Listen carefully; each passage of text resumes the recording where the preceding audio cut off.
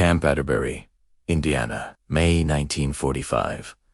Cold morning mist sat low over the ground, turning the rows of barracks into gray shapes and wrapping the barbed wire in white ghost lines. Inside the processing building, under buzzing lights, boots shuffled on bare floorboards and the air smelled of damp wool, disinfectant, and tired men. Captain Robert Morrison had already examined 62 German prisoners. Step up. Strip down, breathe in. Cough. Malnutrition. Lice. A bullet scar here. A shrapnel line there. The usual damage that came from living at the edge of collapse for too long. He had a rhythm now. Listen. Note. Stamp. Fit for camp. Fit for camp. Fit for camp. Next, he said, not looking up at first. Another set of boots moved forward. They didn't sound like boots. Not really. More like something light scraping along wood. Morrison glanced at the chart in his hand. Name Hendrik Becker. Age 15. He lifted his eyes, and for a second, his brain refused to accept what it saw. The boy standing in front of him looked 12 at best. The uniform that hung on him was 3 sizes too big. Jacket sleeves rolled, and still swallowing his wrists. Trousers cinched at the waist with a strip of cloth twisted twice and knotted hard. His neck was a pale stick. His cheekbones pushed against skin like someone had carved his face down to the minimum required to exist. His hands trembled just from holding them at his sides. Those eyes, though gras-bleu, wide and watchful, looked much older than 15. Morrison's pen hovered above the page. He nodded to the interpreter. Ask him his name, he said, though it was already on the chart. The interpreter spoke in German. Name. The boy swallowed. His throat moved like it hurt. Henrik Becker, he whispered. The interpreter repeated it in English. Henrik. Becker. Morrison wrote it down anyway, as if writing it might somehow make the boy more real. Age? 15, Henrik said. 15, the interpreter translated. Morrison stared at the number on the page. 15. He had seen 18-year-olds who looked 50. 20-year-olds whose eyes were a battlefield. War aged everyone, but this wasn't age. This was starvation. Step onto the scale, Morrison said softly. The scale stood in the corner like a little gallows. Metal platform, upright rod, sliding weights. Henrik shuffled toward it, each step small and deliberate. The trouser legs flapped around ankles that looked no thicker than Morrison's wrist. He climbed onto the platform. The metal creaked faintly under his bare feet. Morrison adjusted the weight along the bar, the way he had done hundreds of times before. The needles swung up, overshot, came back. He slid the weight further left. The needle dropped. He slid it again, lower than he usually needed. The needle twitched, faltered, then came back. He slid it one more notch. Hust du bist sur? The needle settled. It quivered once, then went still. For a moment, the room went silent. Corporal James Walls, assisting beside him, leaned in, frowning. Sir, he whispered. That can't be. Morrison tapped the scale with 2 fingers, just to test it. The needle bounced and returned exactly where it had been. 68 pounds, he said quietly. He weighs 68 pounds. He looked at Henrik, standing on the platform, shoulders bowed slightly, eyes fixed on some point far away, as if his mind had already left the room. A 15-year-old boy, weighing almost half of what he should. The interpreter hadn't said anything, but even he understood enough English to flinch at the number. Get down, Morrison said gently. Henrik stepped off the scale. The room seemed too big around him now, like the space itself was mocking how little he occupied it. Morrison's jaw clenched. He wrote 68 pounds on the chart. The ink looked too dark on the thin paper. He listened to the boy's heartbeat. It fluttered under the stethoscope like a small animal trapped in a cage. Irregular, stubbornly still there. Deep breath, he said.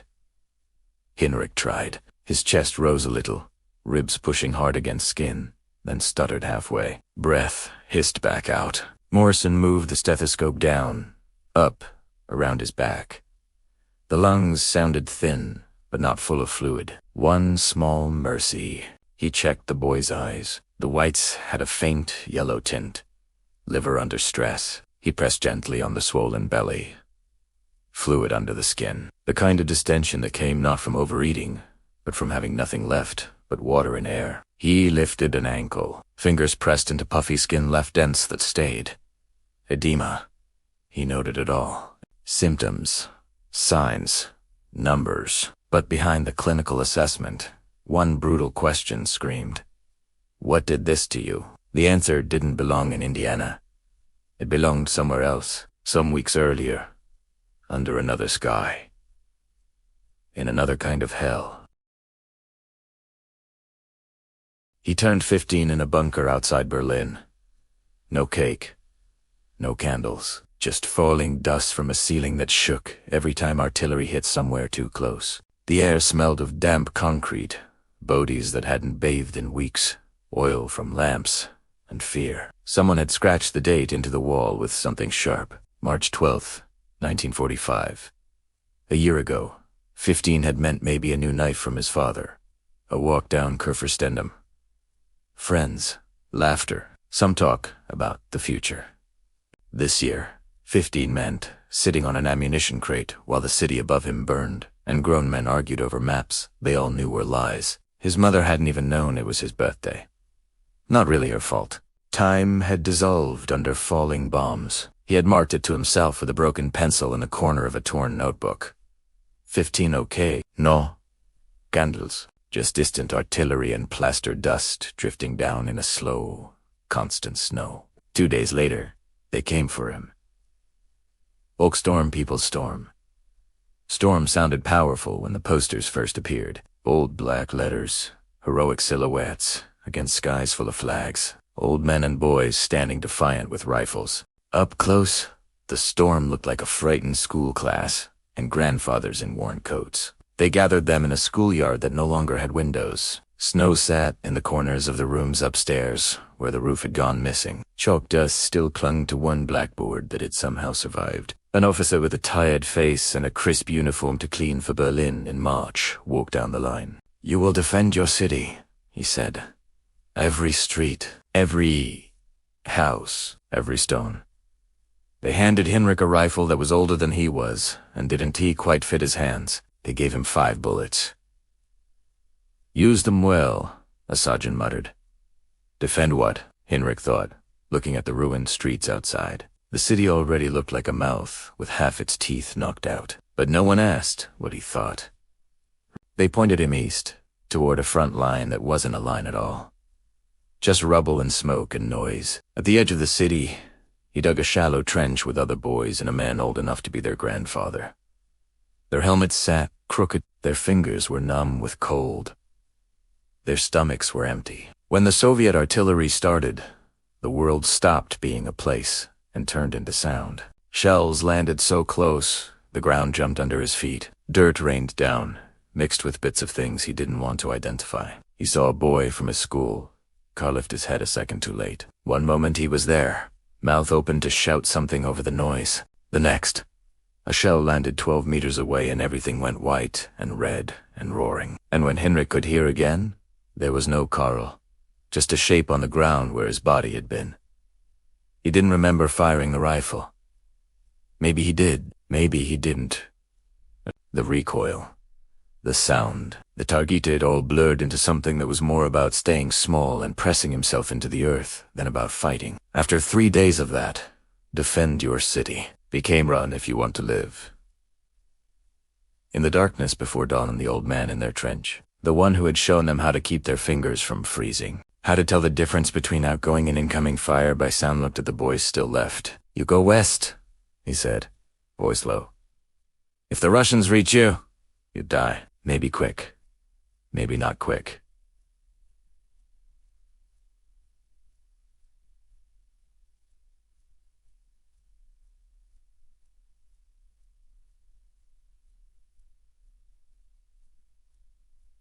Go west. Americans, British. Maybe they are better. Hinrich stared at him. "Come with us," one of the boys said. The old man gave a small, crooked smile. This is my city, A sighed simply. You run. You run. I'll slow them down as long as I can. That was the only goodbye they got. Tehran, West 5 boys and an old man-s rifle left behind in the mud-through streets that no longer had shapes, just broken outlines. Past burned-out tanks with their steel hulls twisted and open like broken beetles. Past tramcars lying on their sides, windows gone, cables hanging like torn veins. Past houses with no walls left, only bits of wallpaper fluttering in the wind above rooms open to the sky. Past people who didn't look like people anymore. Just shapes on the ground you had to step around without thinking too hard. They slept where they fell. In ditches. In half-collapsed barns. Under wagons. Against trees. They ate what they could pry out of the dead world. A frozen potato from a field. Half a turnip someone had dropped. A crust of bread stolen from a windowsill when no one was looking. Once, they found a dead horse still warm. Steam rising from its torn flank in the cold air. The boys looked at each other, then at the animal. Hunger spoke louder than disgust. They cut strips of meat with shaking hands, cooked them over a fire that smoked more than it burned, and swallowed without chewing properly. Nobody got sick that night. They just didn't get full. Hunger became a person that walked beside him. It spoke in the hollow behind his ribs. It climbed into bed with him when he curled against tree roots and shook under a thin coat. It woke up when he did and complained loudly if he tried to ignore it. When his feet blistered and bled inside boots that no longer fit quite right. Hunger still walked faster. When his throat burned from drinking from ditches and puddles, Hunger still whispered, "More. More. More. More." The boys dropped, one by one. One couldn't get up after waking. His legs had simply decided they were done. They left him leaning against a stone wall, whispering something about his mother. Another went silently in the night. He was curled on his side when they lay down, arms wrapped around his knees. In the morning, his eyes were open, but he wasn't. They closed them and moved on. By the time American forces found what was left of them near Magdeburg in late April, Henrik didn't remember how long he'd been walking. His world had shrunk to 3 things. Left foot. Right foot. Don't fall. He understood the shouted English, only his tongue commands surprise, caution. Hands searched him for weapons, fingers running over a body that didn't bother to resist. Someone took the rifle away. For the first time in months, he didn't feel its weight on his shoulder. He barely noticed the trucks, the train, the ship. The days on the Atlantic blurred into each other. Sometimes he threw up the food they tried to give him. Sometimes he kept it down. Sometimes he just stared at the gray water until his vision went dark at the edges. He had no real sense of where he was when they said America. Only that the ground under his feet stopped moving like a deck, and the sky looked wrong. It was too clear. To Kyle. To Kyle. Buildings were still standing. Windows had glass in them. Streets had lines painted down the middle like decoration. It didn't look like a country at war. And now, in May 1945, that same boy stood on a metal platform in Indiana and made a scaled whisper a number that made grown men go quiet. 68 pounds. Back in the exam room, Morrison let Henrik's wrist go. The boy's hand dropped back to his thigh, fingers curling weakly into the fabric of his trousers. "Sir?" Walsh said again, voice low. "What do we do with him?" Morrison closed the chart and breathed out through his nose. "What we're supposed to do," he said. "Treat him." He raised his voice. "Get Major Harrison." Major Harrison arrived with the expression of a man who had too many tasks and not enough hours, and expected this to be another minor problem. One look at Henrik erased that expectation. "Good God," he muttered. "He's a skeleton." 15, Morrison sighed. 68 pounds. Severe malnutrition. If we send him to a regular barrack and feed him like every other POW, we'll kill him. Harrison glanced at the chart, jaw working. "What's your recommendation?" "Captain, full admission to base hospital. Refeeding protocol. Continuous monitoring." Harrison's gaze flicked from the page to the boy and back. "If we treat him like a standard POW," Morrison said quietly, We'll kill him with kindness in a week. That landed. Harrison nodded once, sharply. Hospital! It is whatever you need, you get. We are not letting a 15-year-old die on our paperwork. He stepped closer to Henrik. The boy looked up at him, eyes wary, shoulders drawn inward, like he was bracing for a blow he was too tired to dodge. Through the interpreter, Harrison spoke. You're going to the hospital, he said. Doctors, nurses, bed, food. They're going to help you. Henrik hesitated. Why? He asked in German, the word thin as thread. I am enemy. The interpreter translated. Morrison answered before Harrison could. Because you're 15, he said. Because you're dying. Because war doesn't excuse letting children die when we can stop it. The interpreter pushed the words into German. They felt clumsy in translation, but the shape was there. Something flickered in Henrik's eyes. Not trust. That was too big. Too heavy, but something smaller. A crack in the wall Heedy built around the idea that no one would ever help him unless they had to. 2 medics arrived with a stretcher. Easy now, one said gently, guiding Henrik's arms. They expected to lift him, but he tried to stand on his own first. His knees buckled almost immediately. Hands caught him before he hit the floor. Gotcha, the medic muttered. Easy, kid. Easy. They settled him onto the stretcher like they were afraid he might break. The blanket draped over him didn't really lie flat. There was too much empty space around his body. They carried him out through the doorway, past the line of waiting prisoners. Men watched him go with a mix of pity, curiosity, and something else, fear. Maybe for the parts of themselves that looked like him on the inside. Outside, cold air brushed his face. The mist had thinned, but the ground was still wet. Indiana mud clinging to boots. He saw more of America through the gaps between the stretcher rails. Barracks with roofs intact, trucks moving along roads without crater holes, a flag flapping lazily on a pole. No ruins. No burned-out tanks. No hollowed streets. It was obscene and beautiful at the same time. They wheeled him into the hospital building. A different world, warmth. Hit first, then the smell soap, antiseptic, laundry, something cooking, somewhere out of sight. No smoke, no rot, no burning. They rolled him into Ward 3 and transferred him from stretcher to bed. The mattress dipped under his weight, a gentle give he almost didn't trust. Clean white sheets, a pillow that felt too soft under his head. He stared up at the ceiling that had no cracks, no water stains, no bullet holes. A woman's face appeared above him.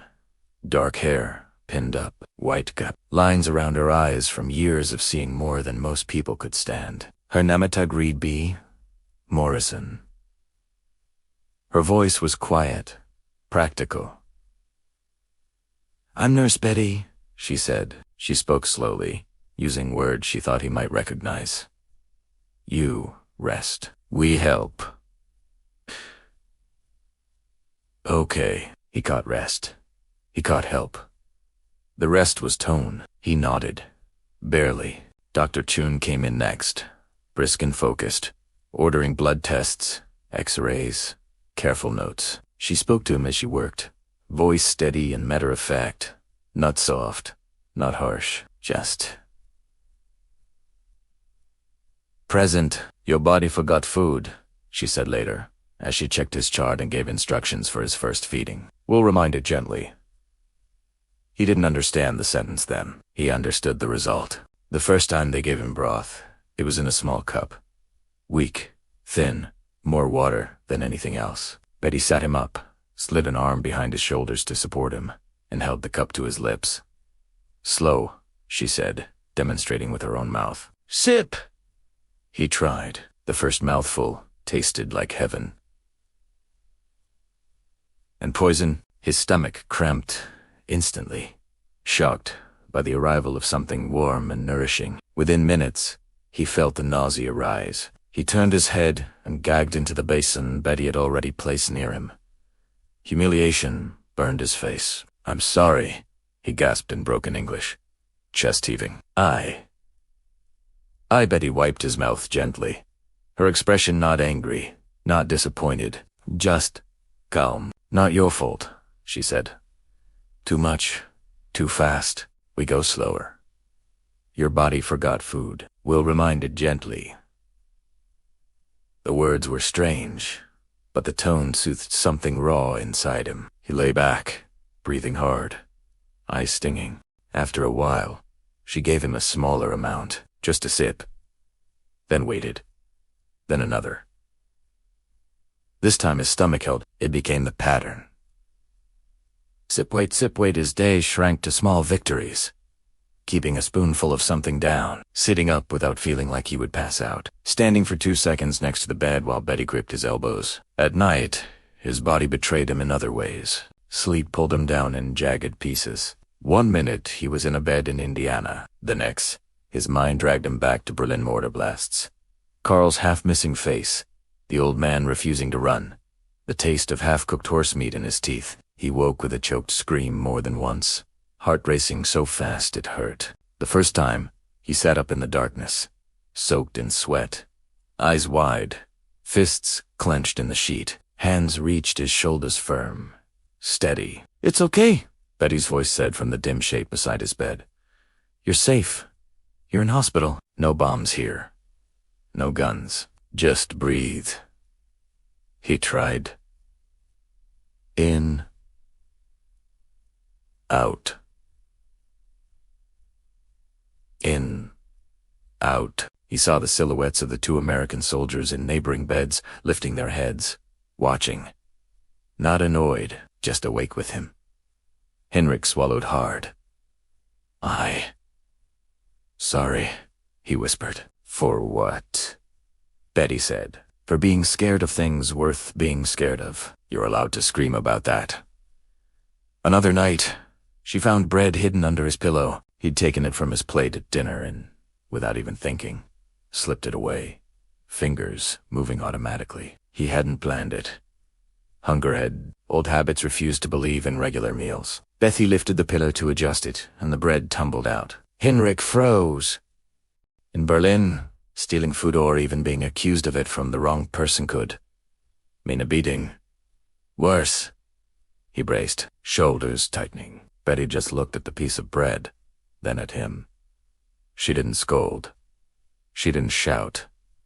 She didn't even sigh. She picked it up, put it back on his blanket, close to his hand. "You don't have to hide food here," she said quietly. "It'll still be here tomorrow." He stared at her. "Tomorrow," he echoed, as if the word was new. "Yes," she said. "And the day after that, and the day after that, you eat. We refill. That's how it works." He didn't answer. But that night, when sleep finally came, he didn't put the bread back under the pillow. He held it in his hand until his fingers went slack, then woke in the morning to find it still there, exactly where he'd left it. Days turned into a strange kind of routine. Blood draws. Small meals. Weigh-ins where Nurse Betty or Dr. Chun would slide the weight along a different scale and quietly note the number. He crawled from 68 to 72 to 78. Each pound a small rebellion against the grave. One afternoon, after a feeding, when his stomach felt almost comfortable instead of shocked, Henrik lay staring at the window, watching light change on the glass. Father Thomas Ali, the camp chaplain, sat in the chair beside his bed. He had a book in his lap, but he wasn't reading it. He just watched Henrik's face for a moment, then said, in careful German, "You are thinking about something very loud." Henrik blinked. "Why you help me?" he asked, the words tumbling out before he could stop them. His English was broken, but understandable. "I am enemy. My country did terrible things. Why? You are kind." Father Ali tilted his head slightly, like he'd been waiting for that question. "We see, boy," he said. "Not uniform, not flag. Boy. 15. He held up his open hand, fingers spread, then closed it into a fist. "War is big, but you are small piece. We do not crush small piece, only to say we are strong." Henrik frowned, trying to follow. Later, when Dr. Chun came to check his vitals, he tried again, this time with her. Why? He asked, voice soft but urgent. Why you save me? Not just little help, big help. Hospital time.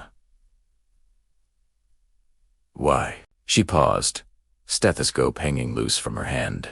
Because you're 15, she said slowly, meeting his eyes. Because you were dying. Because war doesn't excuse letting children die when we can stop it. Because I'm a doctor, and that's what doctors are supposed to do. He searched her face, looking for mockery, for performance, for anything that would turn those words into a trick. He didn't find it. He found tiredness, yes, and a quiet anger at what had been done to him before he ever set foot in this building. But behind all that, something steadier. Choice.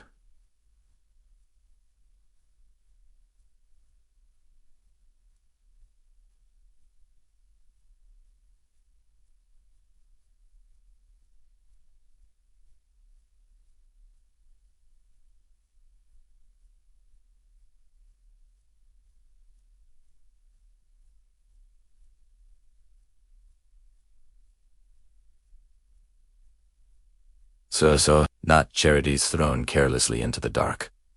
Choisy looked away, blinking hard. I not deserve, he whispered. That's not your decision, Dr. Chun said softly. We already made ours. She wrote something on his chart and moved on to the next bed. Henrik lay there, staring at the ceiling, listening to the soft sounds of the ward footsteps, low voices, the distant clink of instruments. Outside, the war he'd known was grinding toward its end. Inside, another war was happening quietly, between the part of him that had learned to expect nothing but hunger and fear, and the new reality that offered him a bed, a blanket, and a future. He didn't know it yet, but this was where the real battle of his life had started, not in a trench outside Berlin. Here, on a hospital bed in Indiana, with broth in his stomach, bandages on his arm, and strangers in enemy uniforms choosing, day after day, to keep him alive. The first number that mattered after 68 wasn't big, it was 70. Nurse Betty slid the weight on the ward scale, watched the needle tremble, then settle. She checked it twice. Who's to be Suri? 70, she said quietly. Henrik stared at the face of the scale like it was lying to him. 2 pounds, back from somewhere he'd only been falling toward. She smiled a little. 2 pounds of stubborn, she said. Not bad, Becker. He didn't fully understand the words, but he understood her tone and the small, satisfied nod she gave the chart. 2 pounds meant his body had accepted the first truce offer from food. 10x. Week it became. Days in the hospital didn't pass, like days at the front or on the road had. Those days had been jagged, all sharp edges and sudden shocks artillery orders. Running, hiding. Here, time blurred into softer lines. Morning began when Betty or one of the other nurses tugged his curtain aside, waking him gently. Good morning, sleepyhead, she'd say, or rise and shine. Kiddo, the world insists on you staying in it. He'd sit up slowly, every movement measured so he didn't get dizzy. She'd take his temperature, his pulse, count his breaths. Then came the routine. First feeding, a little broth, a little milk thinned with water, carefully measured. Slow, she always reminded him, as if his stomach were glass. You and your insides are getting reacquainted.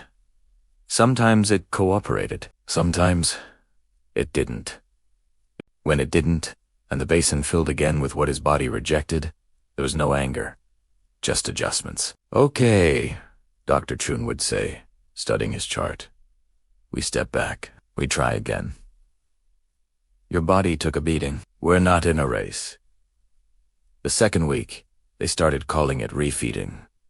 Refeeding syndrome, Chun explained, drawing rough diagrams on a scrap of paper for him. If we give too much food too fast, your heart, your liver, your blood, all of them can fail. It's like waking someone who's been asleep for too long. You don't yank them to their feet and make them run. You start with sitting up. She drew a little stick figure lying down, then sitting, then standing. Too fast, she said, slashing a line through the last figure. And you fall. Too slow, and you stay sick. So we go. Are. She tapped the middle one. Slow up. No crash. He didn't understand all the science, but he understood the care. Every spoonful had thought behind it. The crisis came on a day that didn't look dangerous at all. He'd been doing better, keeping broth down, taking a few careful bites of mashed potato. His hands shook less. His eyes didn't roll back when he sat up, so they tried a little more. A few extra spoonfuls. The broth a bit thicker. A few crumbs of bread not soaked into nothing. At first, it felt like all the other feedings. Warmth sliding into an empty place, his stomach tight but tolerating. Then, halfway through the cup, the room tilted. His heart started hammering too fast, like it wanted out of his chest. His breath caught halfway in and refused to leave. The edges of his vision darkened. I can't, he rasped, fingers clawing at the sheet. The cup slipped from his hand. Liquid splashed across the blanket. Betty was on her feet in an instant. Hey, Henrik. Look at me, she said, voice suddenly sharp. Can you breathe? He tried to answer.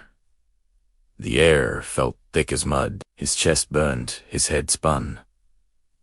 Somewhere far away, he heard her shout, Doctor. Now. Boots moved fast on polished floor. Curtains snapped back. Dr. Chun's face appeared above him, calm but tight. What happened? Say, demanded. Extra volume, a bit thicker, Betty said quickly. He was fine, and then pulse shot up, breathing went crazy. Chun's fingers were already on his wrist, then at his neck, counting. She pressed her stethoscope to his chest, her jaw clenched, hearts racing. Blood pressure probably tanking, she said. Get the oxygen and no more feeds until I say so. A mask descended over his face. Cool air escaped past his lips and into his lungs. Hands lifted his head, adjusted the pillow, loosened his collar. Henrik's vision narrowed to a tunnel. Chun's eyes, steady and focused, Betty's hand, gripping his shoulder. The white circle of the ceiling light. Voices moved around him, quick and low. If we push him too fast, we'll break him, Chun said. We're not just feeding a hungry boy. We're rewiring a starving body. One wrong move, and we kill him with kindness. The words cut through the fog. Kill him with kindness. Even now, with all this effort, death was still sitting on the edge of his bed, watching. Minutes dragged. Gradually, the hammering in his chest slowed. Air started moving in and out without scraping like glass. The world slid back into focus. Chun kept a hand on his wrist until she was satisfied. Okay, she said at last, quieter. You scared us? No more heroics. Half rations. Double time. We go slower. She leaned closer so we could see her eyes. You understand? She asked. Too much. Too fast, very dangerous. He swallowed. The mask now hanging around his neck, rubber cool against his skin. I understand, he whispered. Betty exhaled, shoulders dropping. That's it, she said. No more showing off. We build you one spoon at a time. The next feeding came hours later. Less. Thinner. Slower. He hated it, hated the fear in their eyes, the way his own heart had tried to bolt. But he took each spoonful, obedient, careful. He'd been close enough to death to smell it. He wasn't going to rush back there because of impatience. From then on, the scale's small jumps meant more. Every pound wasn't just progress. It was a tiny victory against something that had tried, one last time to pull him under. In the bed to his right, the American soldier with his arm in a cast watched all of its oxygen. Panic. Recovery. When Henrik finally made it through a full cup again days later, the soldier lifted his good hand and gave him a tired thumbs up. Nice save, kid, he murmured. Henrik blinked. Kid. Not enemy. Not German. Just kid. At night, The ward was a different planet. Daytime noises faded, the clatter of carts, the murmur of voices, the occasional shout from a distant hallway. They were replaced by softer sounds, blankets shifting, someone coughing, the steady tick of a clock on the far wall. Sleep didn't come gently. It yanked him backwards. One moment he was in a bed with clean sheets. The next he was back in the trench, mud in his boots, artillery turning the sky into fire. He felt again the shockwave. When Carl disappeared, the shove from the old man who told him to run, the tearing hunger in his gut. He would sit, bolt upright, heart hammering, breath scraping in and out, like his lungs were full of broken glass. The first time, he didn't know where he was. "Henrik," a voice said softly beside him. "Henrik! Look at me!" He turned his head. Betty sat in the chair, hair pinned back, white cap a pale shape in the darkness. She kept her voice low, steady. "Hospital," she said. "Atterbury, Indiana. Not Berlin. No bombs, no guns. Just stupid roosters outside somewhere who crow too early." He tried to slow his breathing. His hands shook. I saw. Again, he whispered. "Ah?"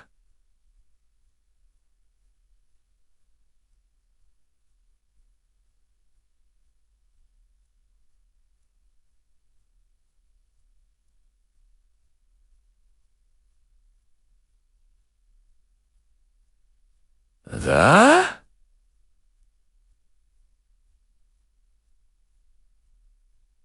"Mi lasimolas molasio." "Boy." "Carl." His German twisted the names and details, but she picked up enough. "Yeah," she said.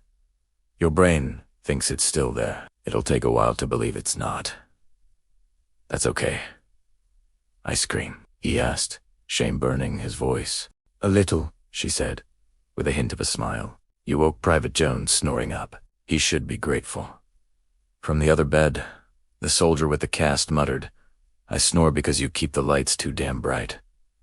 Betty snorted softly. "You snore because God wanted the rest of us to suffer," she said. Then, to Henrik, "Lie back. Try to sleep. If the bombs come back in your head, we'll chase them out again." He lay down, still trembling, but the edges of the nightmare faded. The food grew thicker in tiny increments. The broth got less watery. A spoonful of mashed potato appeared, half an egg, 3 bites of soft bread soaked in milk. Each addition was a test. His stomach argued. His body remembered how to protest, but also how to accept. The scale in the ward became another battlefield. Betty had a habit of keeping the numbers to herself at first, just humming when she slid the weight. "Hmm?" she'd say. "Interesting?" "Bad?" Henrik would ask. "Not bad," she'd answer. "Not enough. We're greedy here. We want more of you existing." The day she finally said 80, she let the number hang in the air like a little victory flag. 80 pounds, she repeated, patting his shoulder. "You are officially less like a stick and more like a boy." He looked down at his arms. They were still thin, but the bones at the wrists didn't he look like they'd de-sliced through his skin anymore. His cheeks weren't quite so hollow. When he touched his ribs, he still felt each one, but there was a faint layer over them. He felt heavier, not comfortable yet, but present. Father Thomas Ollie's visits became another rhythm. He didn't come in with a Bible raised, or the heavy seriousness Henrik associated with priests in Germany. He came like any other man tired, carrying a chair, sometimes a book. He spoke simple German and simpler English, weaving between the two languages as if they were different bricks in the same wall. "You like stories?" he asked one afternoon, setting a book on the blanket. Henrik shrugged. "Not war stories," he said quietly. Gadali replied, "I'm sick of war stories. These," he tapped the book, "are about a boy and a river. No guns, just boats and trouble of different kind." He read a page, stopping frequently to explain words. Henrik listened, following along with his eyes, when the chaplain traced the lines with a finger. Later, Ali would close the book and ask questions. "What do you want to do when you leave? When war finished?" Henrik stared at the foot of his bed. "I don't know. Fili," he said. "You will," Ali said, with quiet certainty. "We cannot keep you forever. America doesn't want to feed teenagers until they are old men. That would cost too much coffee and bread." Henrik almost smiled at that. "What you want?" "Ali, press it. If you can choose anything not what others say." Henrik looked at the forestand, at the white sheets, at the neat rows of bottles and instruments he still didn't have names for. The answer surprised him, but once it appeared, it refused to go away. "I want. Learn," he said slowly. "Medicine. How you fix people. Like they fix me." Ali, Israelis. "Good goal," he said. "You already have experience. You did practice being almost dead. That is very advanced class." Henrik laughed, startled. The sound came out rusty, unused, but real. Ali continued, more serious. "You were weapon," he said. "They took boy and made him rifle. You understand? Now you can choose to be something else. Not."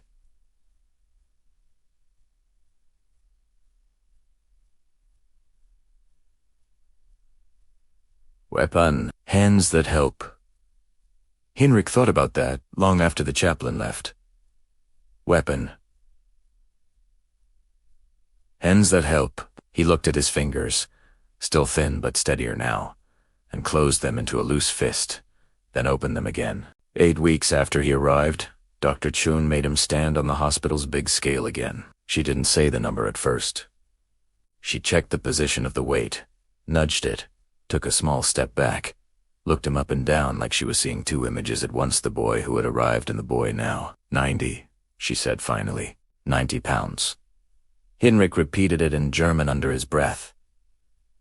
Nunzig. He rolled the number around in his mind. It still felt impossible, but his body didn't. His legs, while still thin, carried him from bed to bathroom without collapsing now. He could stand at the sink, leaning on the edge, and brush his teeth without needing to sit down halfway through. Chun wrote on the chart, "Pulse steady," she murmured. Blood pressure improved. Liver numbers, not perfect, but better. "You are out of the woods, Becker." He tilted his head. "Woods?" he asked. "Forests," she clarified, switching to simpler English. "You were lost. Now you see path." He didn't remember ever seeing a path in any of his memories of Berlin or the road west. Here, in this ward, one had quietly formed under his feet. That night, he couldn't sleep.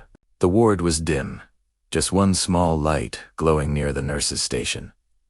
Private Jones snored softly. Somewhere, a radio played faint swing music in another room. Henrik lay on his back, staring up at the pale ceiling. He thought of the bunker in Berlin, where he had turned 15 with no candles and no cake, only dust drifting from the ceiling when shells landed nearby. He thought of the rifle with 5 bullets shoved into his hands, along with the unspoken understanding that he was disposable. He thought of the road, west-dead horses, frozen roots, hunger walking beside him like a shadow that never slept. And he thought of this place. Scales. Charts.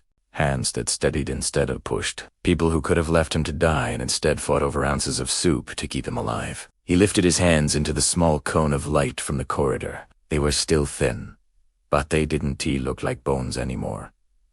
There was color under the skin. He flexed his fingers slowly. "If I live," he whispered in German. Voice barely audible even to himself. "If I walk out of this bed, out of this camp, out of this war." He swallowed. "Then I will not be a weapon again. I will be the hands that help. I will be what they were to me. I will not let boys die like I almost did, if I can stop it." It wasn't a speech. It wasn't dramatic. No one heard it, but it was a decision. A quiet, sharp line drawn inside a 15-year-old boy who had seen too much death and, for the first time, had seen what it looked like when strangers chose life instead. He let his hands fall back to the blanket and closed his eyes. For once, sleep came without artillery. The day Morrison came back to re-examine him. Henrik was sitting up, reading the battered primer, lips moving slowly over the words. "Look at that," Morrison said, flipping through the file. "Last time I saw you, you looked like a strong wind could blow you away. Now you're learning your ABCs. Henrik set the book aside, a little embarrassed. "Good morning, sir," he said in halting English. "Good morning," Morrison replied, impressed. That was fast. He checked Henrik's lungs again, heart, reflexes. The differences were so stark, they felt like two different patients. "You weighed 68. When you stepped on that scale," Morrison sighed. "95 now. If Dr. Chun's not lying to me to make me feel hopeful." 95, Henrik repeated softly. "I feel heavy." "Heavy. Good," Morrison said. "We like you heavy. Heavy people fall over slower." He scribbled notes, then leaned against the bed rail. "You know," he added, softer, "first time I saw you, I thought, we're gonna lose this one." "Lose? Henrik?"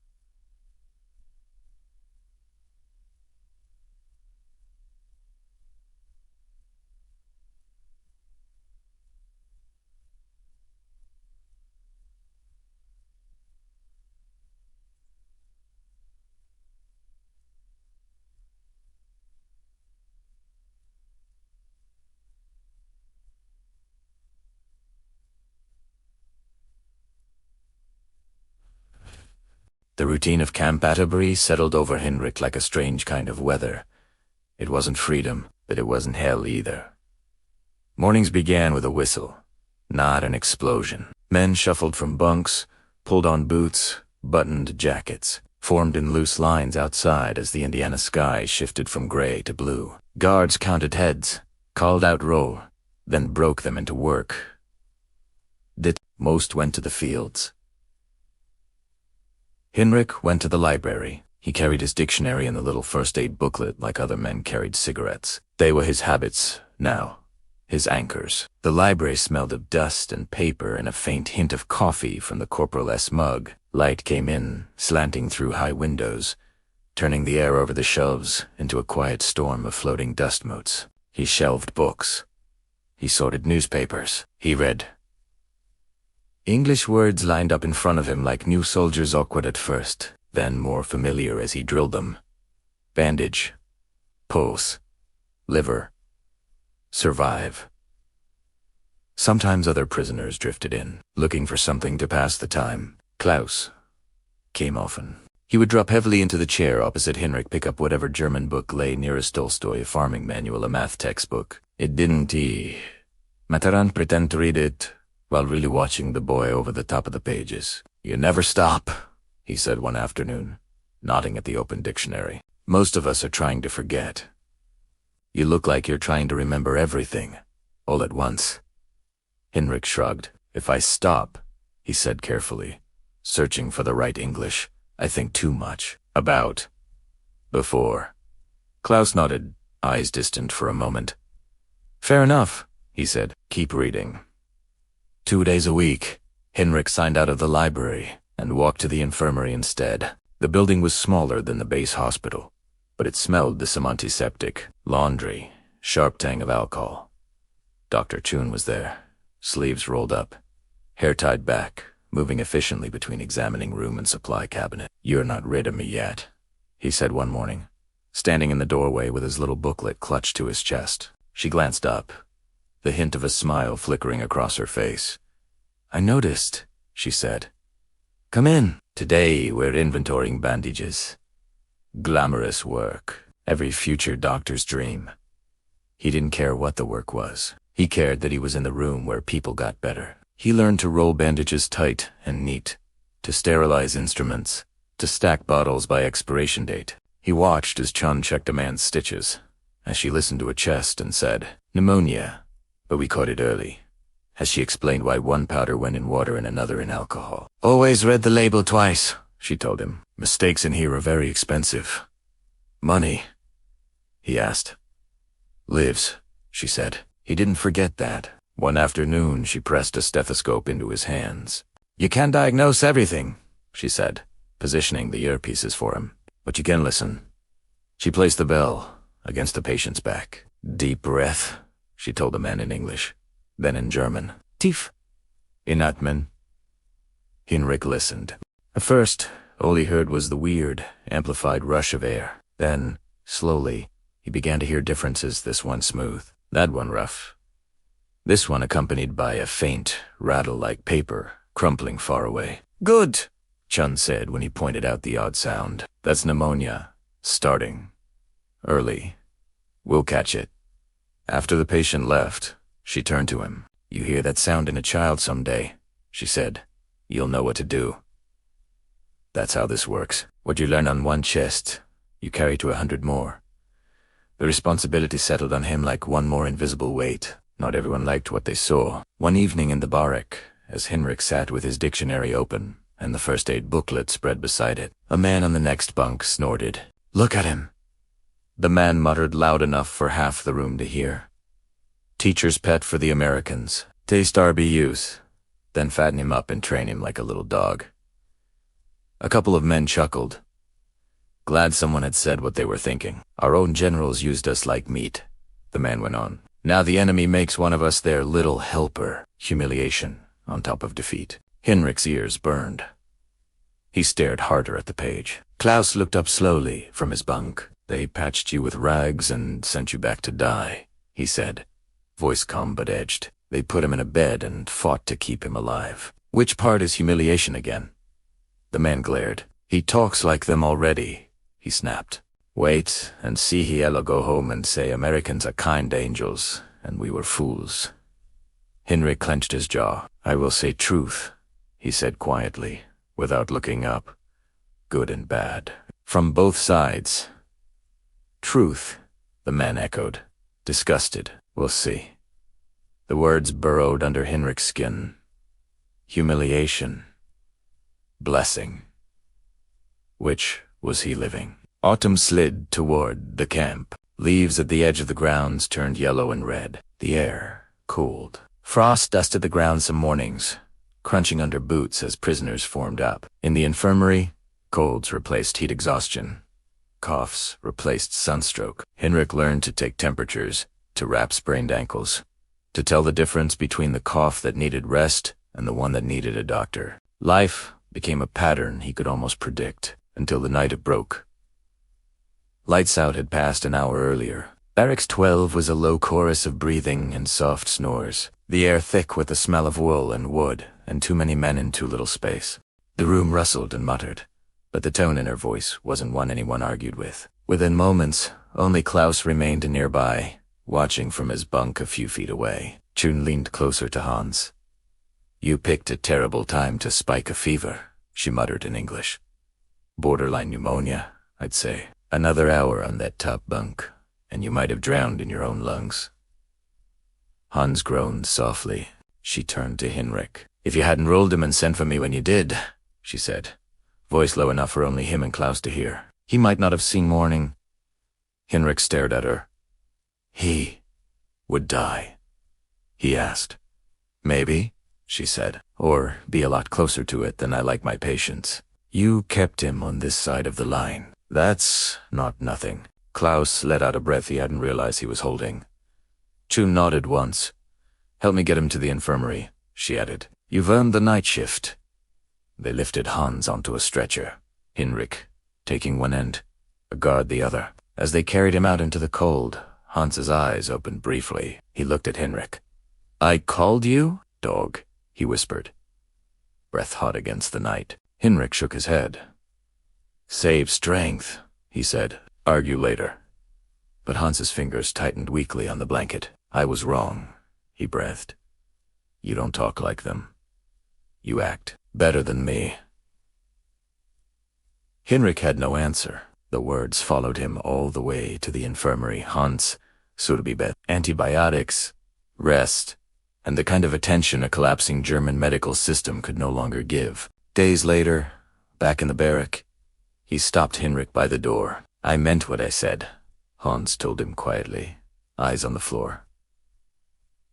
About being wrong. Henrik swallowed. We were all wrong about something, he said. I thought enemy only hurt. You thought they only lie. Now we know. More. Hans nodded once, shame and relief mixed on his face. Thank you, he said, for that night. Henrik thought of the scale, of the first bowl of broth, of Betty's hand steadying the spoon. You can thank the Americans, he said. They taught me what to do. Hans gave a crooked smile. I think that is hardest part, he admitted, thanking them. But I will try. The months moved. The English classes advanced from this. Is a tebuta. I want to be a doctor. Mrs. Green, the civilian teacher who came in twice a week, was ruthless with grammar and gentle with everything else. No, she said, tapping his notebook one afternoon. Not. I want to be doctor. I want to be a doctor. He repeated it carefully. I want to be a doctor. Again, she said, like it is not a wish, like it is a decision.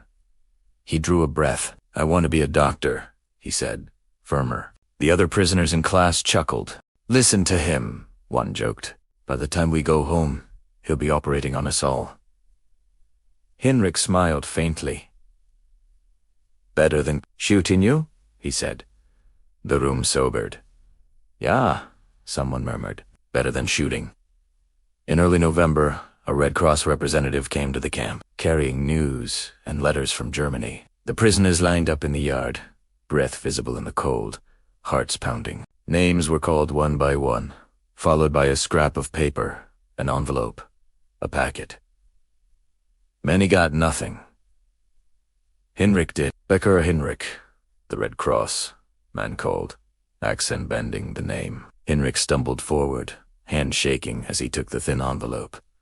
His mother's handwriting wavered across the front. Back in Barracks 12, he sat on his bunk and opened it carefully. My dear Henrik, if this reaches you, then God has been kinder than this war deserves. She wrote about Muni half ruins, half scaffolding. She wrote about hunger-watered potatoes, black bread if they were lucky, sometimes nothing but tea and hope. She wrote about his father in a camp, his sister thinner every week, the house a crater, the sky louder than it used to be. I pray you are alive, she wrote. I pray someone is feeding you better than I can feed your sister. I pray when this all ends, we will see you again, even if you are skin and bone. He read that line twice, skin and bony. He looked down at himself. Not anymore. That night, after the barrack fell quiet, he lay awake, the letter flat against his chest, the first aid booklet and dictionary stacked beside his pillow. The guilt pressed in hard. She waited in lines for soup. He ate 3 meals a day. She shivered in ruins. He slept under a solid roof. If I go home and just survive, he thought, staring at the dark ceiling, then all this is only luck. Accident. His hand found the ridge of his ribs, less stock than before, but still there, a map of where he'd been. If I nearly died at 15 and they pulled me back, and I go home and do nothing with that life, then the broth, the hands, the charts, the hours they are wasted. In his mind, he saw the scale again. 68 pounds. Dr. Chun's frown. Betty's careful spoon. Harry's sense plan. He let the thoughts line up like patience. If I live. He didn't say it out loud. The words formed silently, bone deep, heavier than anything he'd carried across Germany. If I live, I will be the one holding the stethoscope next time. I will be the one who knows what to do when a boy's heart is too fast and his body is too thin. I will be the man who does for them what they did for me. I will be a doctor, he whispered finally into the dark. Not maybe, not wish. I will. No one heard it, but it heard itself. Repatriation talk grew louder as winter edged in. Ships were being arranged. Lists were being made. Men began counting days in charcoal on the barrack wall. One afternoon, Major Harrison called Henrik to his office again. Orders came through. Harrison sighed, tapping a folder. You're on a transport mid-December. Ship to Bremerhaven, then processing. Then whatever New World Germany has waiting for you. Henrik nodded, throat tight. This is good, he said. Scary, but good. Harrison slid an envelope across the desk. These are copies of your medical records, he said, plus a letter from me. And one from Dr. Chun.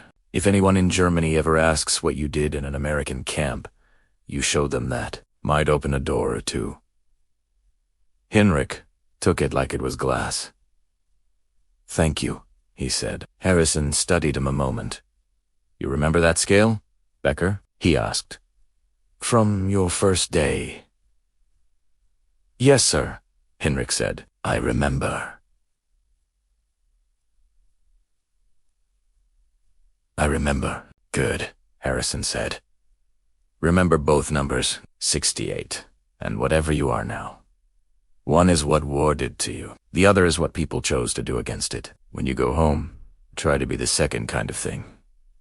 His last checkup with Dr. Chun felt less like an exam and more like a farewell. She listened to his heart and lungs, pressed on his abdomen, checked his reflexes. You're not exactly robust, she said, scribbling notes, but you're no longer a walking skeleton either. Medically speaking, I'm allowed to let you out of my sight now.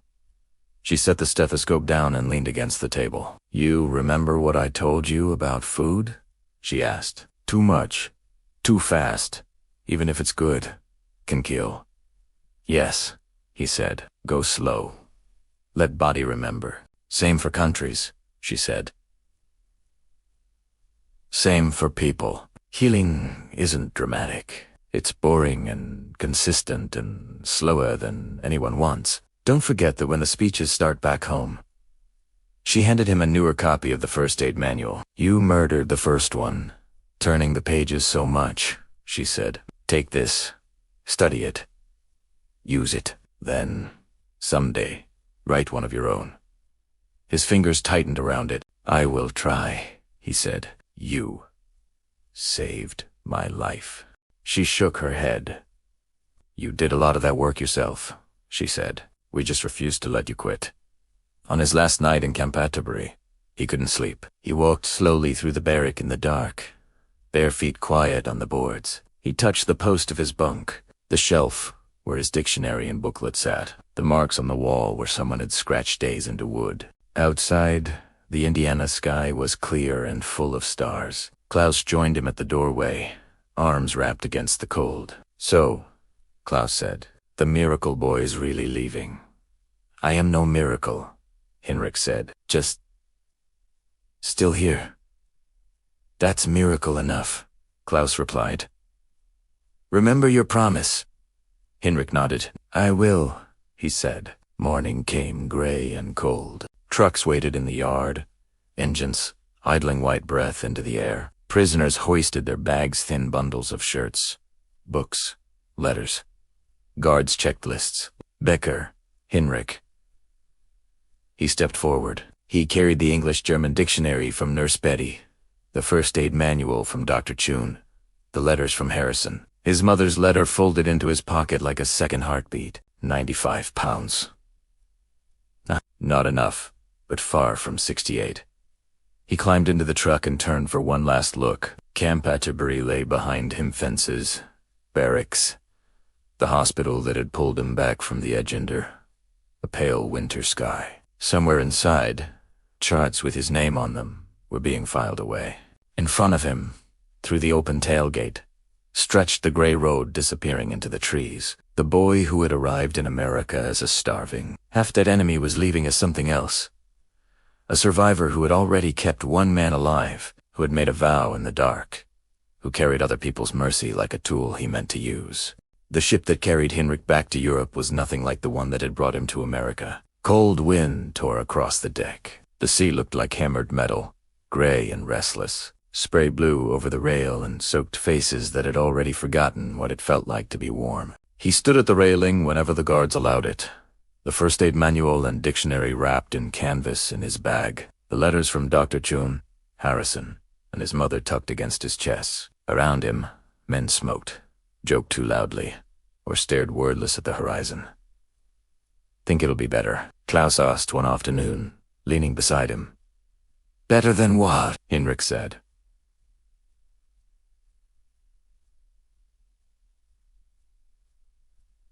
"Better than war. Yes, better than here." "I don't know. America is strange," Klaus said. "Food, beds, doctors who care if we live. People will say we were lucky." "We were," Hinrich replied, "but luck is not home." Klaus smiled sadly. "Careful," he said. "You're starting to sound like a philosopher and a doctor. Dangerous combination." Bremerhaven appeared out of fog like a city someone had erased and started, growing again without finishing.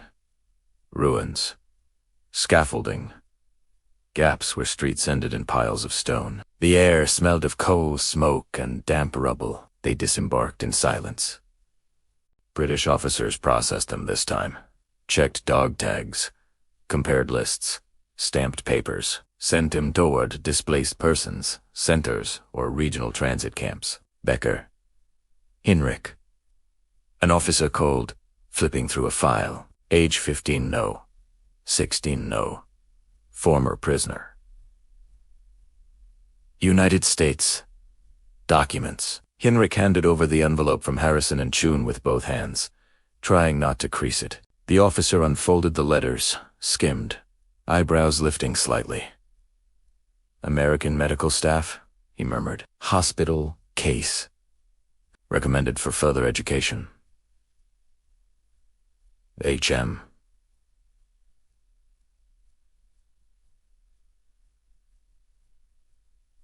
HM. He looked up, studying Hinrich's face as if he might see America written there. "So," he said in clipped German, "you were fed and patched up by the enemy." "Yes, did you forget whose side you were on?" Hinrich swallowed. "They reminded me I was human. I would like to learn how to do the same for others." For a moment, the officer said nothing. Then he stamped Hinrich's German documents. "You've got family in the American zone," he said. "Munich? Area. We'll put you on a train south as soon as possible. Go there. Rebuild. And if anyone spits on you for surviving, don't let them decide what you do with the life you still have." It wasn't approval, but it wasn't condemnation either. The train south was crowded, men and women packed onto wooden benches and into corridors, clutching small bags and large exhaustion. Outside the window, Germany rolled past in shades of ruin. Factories without roofs, bridges with their centers blown out, villages where only the church tower still stood, surrounded by a sea of charred foundations, now and then, fields thin. Underfed fields, cows that looked like they understood hunger. Hinrich watched silently, seeing two worlds overlaid on each other. Indiana fields fat with corn, and these scarred strips of German soil, trying to remember what normal looked like. At one stop, British military police came through the carriage, checking papers. One of them, a sergeant with dark stubble and tired eyes, paused at Hinrich's seat. "You're just a kid," the sergeant said in English. "Should still be in school." "I am," Hinrich answered carefully. "Now or I will be, if I can." The sergeant studied his thin face, the American book sticking out of his bag. "Make it count, then," he said, moving on. Munich station was half a building. The great glass roof had collapsed long ago. The tracks were twisted in places where bombs had found them. People moved through the wreckage like ghosts that refused to admit they were dead.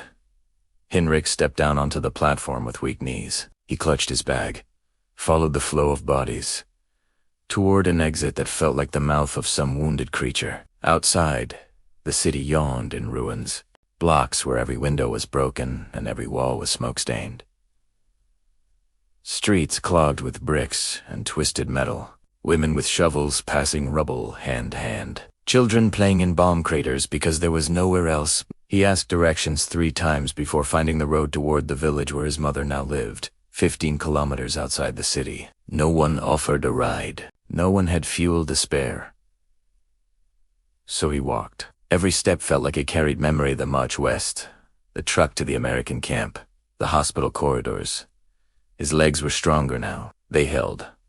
The farmhouse was small, set back from the road, its roof patched with mismatched tiles. It looked tired. Smoke curled from a crooked chimney. He stood at the gate for a moment. Unable to move. Then the door opened.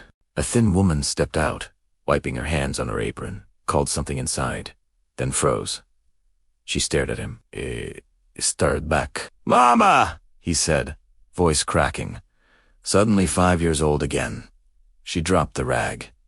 "Henrik?" she whispered. Then she was running, skirts gathering dust, arms out. She hit him hard enough to knock the breath from his chest. He clung to her, feeling every bone through the cloth. "You're alive," she kept saying. "You're alive. You're alive." She pulled back to look at him again, touching his face, his hair, his shoulders like she needed proof. You look." She searched for the word, diferen.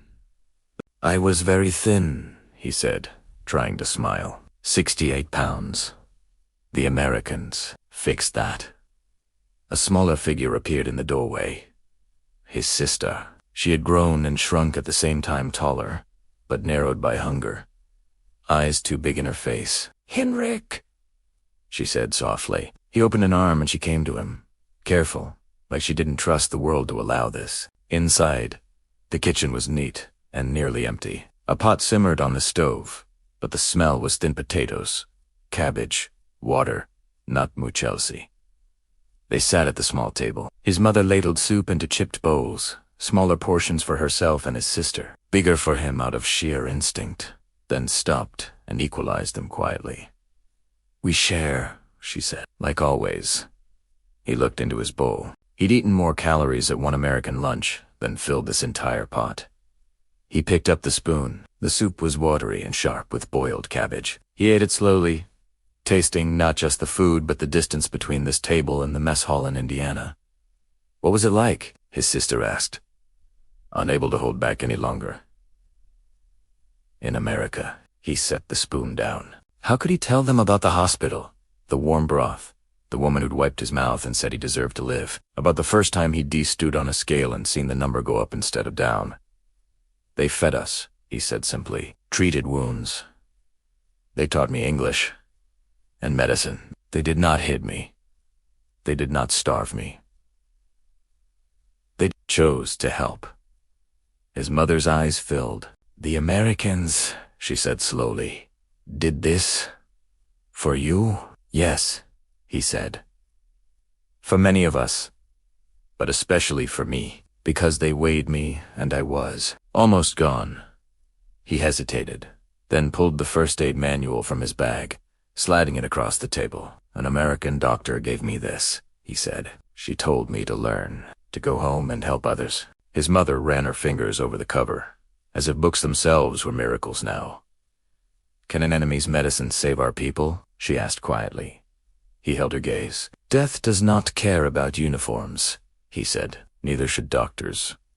She breathed out, slowly, something like pride and pain tangled together. "Then learn," she said, "if you can use what they taught you to stop children here from dying. I don't care whose language the book is in." Not everyone agreed. 2 days later, Henrik stood at the village well, filling a bucket. An older man limped up beside him, hauling his own pail with a jerky motion. Former soldier, anyone could see it. The ruined knee, the tied-off sleeve where a hand should have been, the medals pinned to a threadbare coat as if they were all he had left. "You're Becker's boy," the man said, the one they shipped off at the end. "Yes, Herr Vogel. They say you were in America," Vogel went on. "In their camp, eating their food, learning their tricks." "I was in their hospital," Henrik said carefully. "Dying." "They stopped that part." Vogel snorted. Lucky you, he said. Some of us got taught with bullets instead of soup. He leaned closer, breath sour. Tell me, boy, he said softly. When you put your hands on a German chest now, will you hear American words in your head? When one of ours dies under your care, will you blame yourself, or will you blame them for teaching you wrong? Henrik felt his jaw clench. And war, and men who told boys like me that dying was more honorable than eating.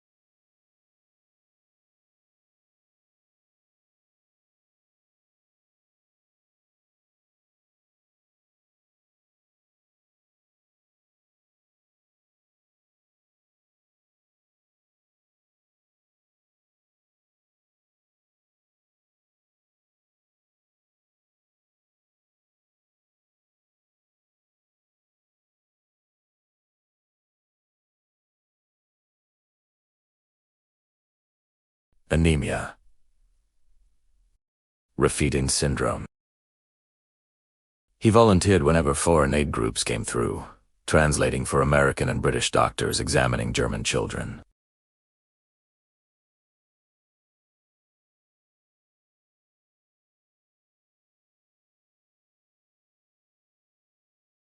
An American nurse taught me to hold a spoon again, he replied. I paid attention.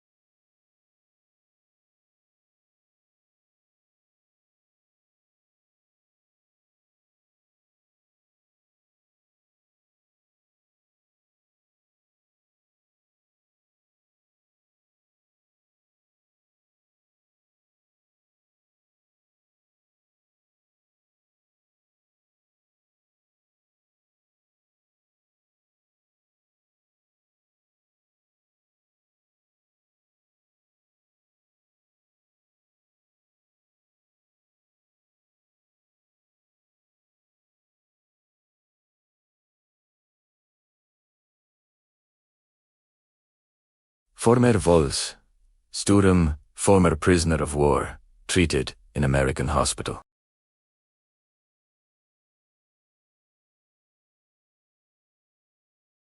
He looked up. Some would say you were contaminated, he said.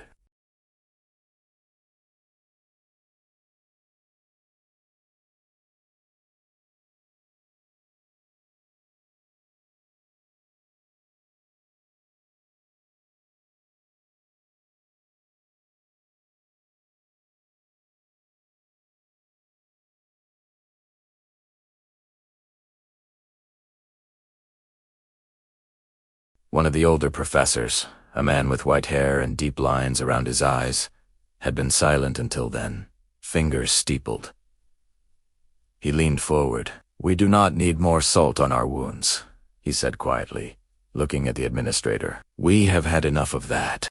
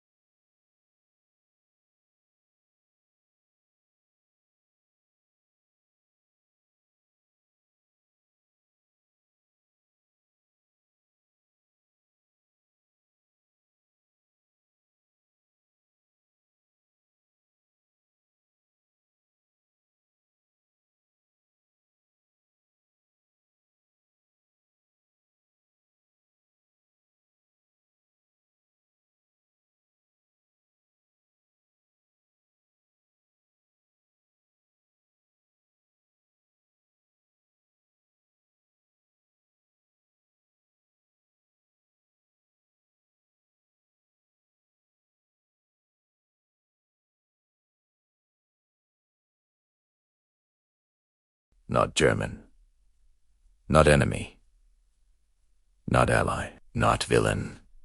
Human. When the ceremony ended, a man in a dark coat approached him. "Dr. Becker," the man asked. The word landed in his chest like a bell. "Yes," Henrik said. "I think so. Today, yes. I'm with a relief organization," the man said, switching to English. "We work with refugee camps. There is a hunger crisis in Greece, and in parts of North Africa. We need physicians, particularly those who understand malnutrition. Your professor recommended your name. Because I was hungry once," Henrik said. "Because you survived it," the man replied, "and learned from it." Henrik thought of American broth, of Betty's spoon, of Dr. Chun saying, "We just refuse to let you quit." "Tell me where to go," he said. Years blurred into a different kind of travel. Not troop trains and marching columns this time, but rickety buses, jeep rides, planes that smelled of fuel and hope. Greece, Algeria, later, Bangladesh. Everywhere he went, the sight was familiar. Children with bellies swollen from protein deficiency. Mothers whose eyes had gone flat from watching their babies fail to grow. Lines of people waiting quietly under the sun for a doctor who might not have enough medicine but would at least try. He learned new languages badly, new customs respectfully, but the human story was always the same. Hunger as a person walking beside them. He carried a portable scale. He weighed children and adults, wrote numbers on charts, watched patterns he recognized instantly. Too low, too fast to loss. Too long since last real food. In one camp, the clinic was just a tent with a dirt floor and a battered metal scale that had seen too many emergencies. A boy shuffled forward, thin legs shaking. Henrik guided him up. The needle danced, then settled. 31 kilos, the nurse said. 68 pounds, Henrik's mind translated automatically. For a second, the tent dissolved. He was back in Indiana. Bare feet on cold metal, a doctor's sharp intake of breath. 68, he'd thought then. Just a number. Chastaverit. Now he looked at the boy in front of him, eyes. Two big shoulder blades, like wings. "What?" the boy whispered in his own language, seeing the change in Henrik's face. He said bad. Henrik crouched until they were eyed. "It's a fight," he said softly, "but I have seen this number before. I know how to move it." He ordered carefully measured feedings, remembering the crisis in Indiana when refeeding had nearly gone wrong. How Dr. Chun had barked instructions while nurses adjusted drips, and he'd realized that even kindness could kill if it moved too fast. "Small amounts," he told the local staff now. "Often." Kabe, his organs, forgot how to be full. "We must teach them again slowly." The boy lived. Years later, he would send a photograph to a clinic, address himself as a grown man, holding a child of his own. On the back, in shaky English, someone had scrolled, "Thank you for not letting me disappear. We are preparing an exhibit on the history of Camp Atterbury, including its use as a prisoner of war camp during the Second World War." In our archives, we found references to a 15-year-old German prisoner who arrived weighing 68 pounds and was treated extensively in the base hospital. "We believe this is you. We would be honored if you would visit and share your story." He stared at the page for a long time. Then he bought a ticket. Indiana felt at once exactly the same and impossibly changed. The fields were still wide. The sky was still larger than any he'd grown up under. But the camp fences were gone. The barracks had been replaced by training grounds and a small museum. The hospital building still stood. He walked its corridors slowly, following a guide who knew dates and names, but not the weight of each step. "This ward was where German posts received treatment," the guide said, pushing open a door. The room was empty now. No beds, no charts, just sunlight on scuffed floors. Henrik walked to the place where he thought his cot had been. He could almost hear Betty humming. Chans. Low commands, the squeak of the scale. He closed his eyes. "I was a ghost here," he sighed softly, more to the room than to the guide. "Half in this world, half out. You all pulled me back into museum. They had mounted the old scale behind glass. He stood in front of it, heart beating faster. A little plaque read, scale used in medical examinations of German POS. Camp Atterbury, 1943 a 1946. Underneath, someone had added, in smaller print, one recorded prisoner weighed 68 pounds at 15 years old. He survived and later became a physician specializing in malnutrition. He stared at the metal platform and the needle. For a moment, he was 15 again, naked feet on cold steel. Dr. Marson's shocked curse. A decision made in an instant? We don't let people die if we can prevent it. That morning, he murmured, you thought you were just saving one starving boy. He reached out, fingers touching the glass. You were wrong, he said. He visited Betty's grave in a small town cemetery, leaving a tiny paper scale he'd folded on the train, as crude and childish as he had once been. He went to a church where a photograph of Father Ali hung with other priests. He wrote Chuna's name into his own notes for a lecture he gave at an American university on refeeding protocol, making sure her early work was credited. At that place, he said the same quiet sentence. I am still working. Time, stubborn as hunger, went on. His hands grew less steady. He stopped traveling to the hardest-hit regions and instead taught younger doctors, standing at a chalkboard and drawing diagrams of organs that once barely held his own life. This is what starvation does to the heart, he told them. This is what kindness, applied correctly, can reverse. Carefully. Slowly. No heroics, just patience. He retired officially at 6. The number made him smile. 68 again. This time not pounds, but years.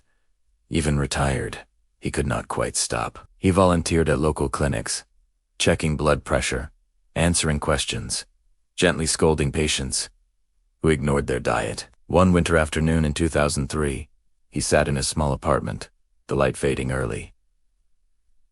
Snow ticked softly against the window. On the table were three things. A faded photograph of him at 25, in a camp in Greece, bending over a child's thin arm with a stethoscope. The Camp Atterbury brochure with the picture of the scale, and his mother's first letter from 1945.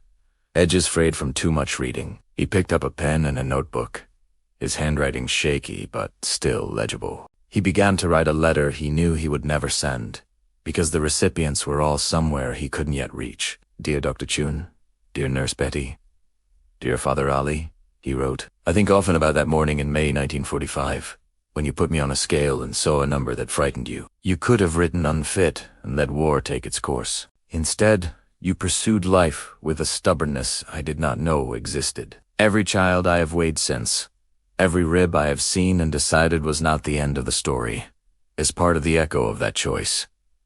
You taught me that enemies can be patience. You taught me that mercy is not softness, but strength. You taught me that saving one starving boy is never just one life. It is every life that boy touches afterward. If you ever wonder, wherever you are, whether it was worth it, it was. A 15-year-old who weighed 68 pounds became a doctor, and he has spent his entire life trying to deserve that miracle. His hand cramped. He set the pen down. The room was very quiet. He closed his eyes and saw, for a heartbeat, two images layered together. A boy on a scale in Indiana, nothing but bones and stubbornness.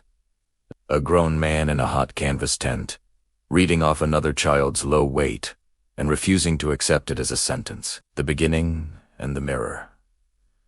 Then he opened his eyes again. There was always one more pulse to feel, somewhere. One more chance for someone to turn a number on a scale into the first line of a different story.